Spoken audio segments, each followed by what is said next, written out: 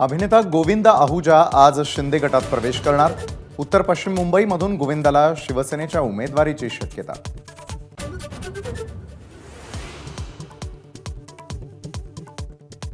संजय राऊतांनी पाठीत खंजीर खुपसला। प्रकाश आंबेडकर यांचा राऊतांवर गंभीर आरोप। अकोल्यामध्ये विरोधात उमेदवार देत आपल्याला पाडण्याचा कट।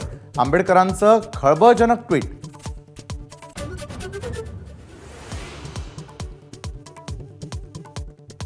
शिंदेंच्या 13 पैकी 11 खासदारांना पुन्हा संधी मिळणार।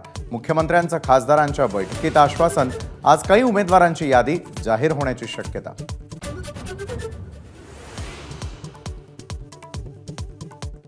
आज सायंकाळी 5 वाजता मुख्यमंत्री शिंदेंची पत्रकार परिषद। शिंदे गटाची पहिली यादी आज जाहीर होण्याची शक्यता। नाशिक, यवतमाळ आणि रायगड या मतदारसंघांचा समावेश असणार का याकडे लक्ष।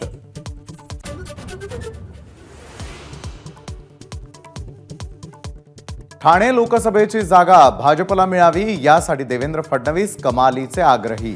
मात्र बालेकिल्ला असल्याने ठाण्याची जागा आम्हालाच मिळावी, एकनाथ शिंदेंची भूमिका।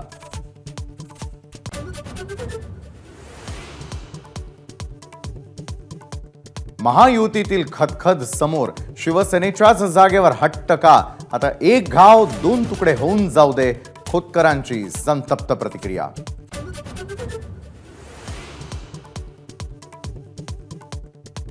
सांगलीचे काँग्रेस नेते विशाल पाटलांचं सूचक ट्विट। शायरीच्या माध्यमातून लोकसभेच्या आखाड्यामध्ये उतरण्याचे संकेत।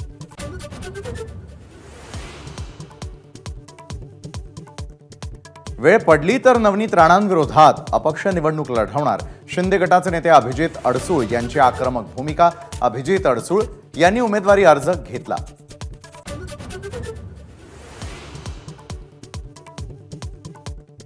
शिंदे गटाचे बुलडाण्याचे आमदार संजय गायकवाड यांचं उघड बंड। लोकसभा निवडणुकीचा अर्ज भरल्यामुळे संभ्रम।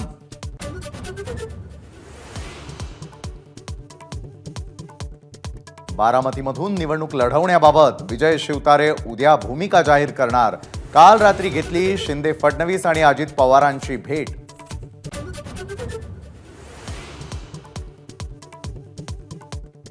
एका सांगलीच्या जागेसाठी काँग्रेस देशाचं पंतप्रधान पद घालवणार आहे का?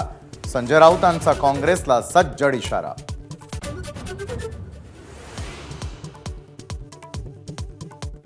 रामटेकमध्ये काँग्रेसला मोठा धक्का। लोकसभेच्या उमेदवार रश्मी बर्वे यांचं जात वैधता प्रमाणपत्र रद्द। तातडीनं दिलासा देण्यास नागपूर सत्र न्यायालयाचा नकार।